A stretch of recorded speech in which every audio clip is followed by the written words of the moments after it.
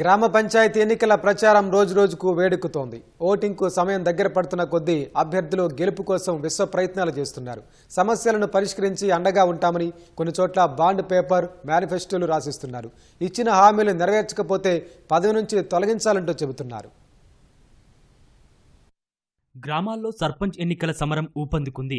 యాదాద్రి భువనగిరి జిల్లా ధర్మారంలో సర్పంచ్ అభ్యర్థిగా బరిలోకి దిగిన మేరీ ఆనంద్ తనను గెలిపిస్తే గ్రామాన్ని అన్ని విధాలా అభివృద్ధి చేస్తానని హామీలతో ప్రచారం చేస్తున్నారు. సూర్యాపేట జిల్లా వెలిసాలలో కాంగ్రెస్ మద్దతుతో పోటీలో ఉన్న కుంభం మంజుల ఇంటింటికి తిరుగుతూ ప్రచారం చేస్తున్నారు. కామారెడ్డి జిల్లాలోని పలు గ్రామాల్లో రేపటికి ప్రచారాలకి చివరి రోజు కావడంతో సర్పంచ్, వార్డు సభ్యులు పోటాపోటీగా ప్రచారం నిర్వహిస్తున్నారు.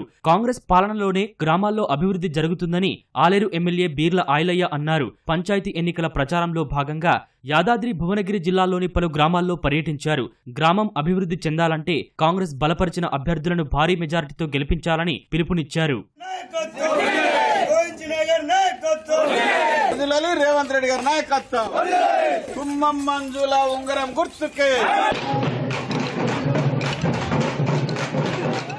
మెదక్ జిల్లా కంది మండలం ముక్త అల్లూరు గ్రామానికి చెందిన సర్పంచ్ అభ్యర్థి మేకల నరసింహులు గ్రామానికి సీసీ కెమెరాలు ఏర్పాటు చేయడంతో పాటు 8 కార్యక్రమాలు చేపడతానని మేనిఫెస్టో ప్రకటించాడు. మెదక్ జిల్లాలోని పలు గ్రామాల్లో అభ్యర్థులు బాండ్ పేపర్లతో ప్రచారాలు నిర్వహిస్తున్నారు. కాజిపల్లి గ్రామంలో స్వతంత్ర అభ్యర్థి 100 రూపాయల బాండ్ పేపర్పై 13 హామీల మేనిఫెస్టో తయారు చేసి ప్రచారం చేస్తున్నారు. అక్కన్నపేటలో రామ్కి అనే యువకుడు గ్రామంలో నెలకొన్న కోతుల బెడద, నిరుద్యోగ సమస్య, డ్రైనేజ్, సీసీ రోడ్ల సమస్యలు పరిష్కరిస్తానంటూ బాండ్ పేపర్పై ముద్రించి ప్రచారం చేస్తున్నారు. ఇచ్చిన హామీలు నెరవేర్చకుంటే పదవి నుంచి తొలగించాలంటూ గ్రామస్తులకు విజ్ఞప్తి చేస్తున్నారు.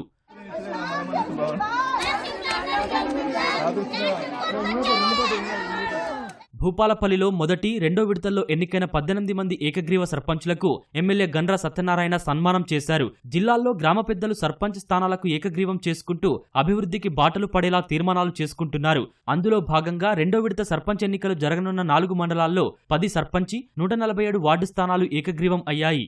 ఖమ్మం జిల్లా నేలకొండపల్లి మండలం ముజ్జుగూడెంలో కాంగ్రెస్ మద్దతుదారు అభ్యర్థి అయిన రేణుక ఇంటిపై బీఆర్ఎస్ వర్గీయులు రాళ్లదాడి చేశారు. గత రాత్రి భారీ ర్యాలీగా ప్రచారం నిర్వహించడంతో బీఆర్ఎస్ నాయకులు తమ ఇంటిపై రాళ్లదాడి చేశారని రేణుక ఆరోపించారు. దాడిపై నేలకొండపల్లి పోలీస్ స్టేషన్లో ఫిర్యాదు చేసినట్లు ఆమె తెలిపింది.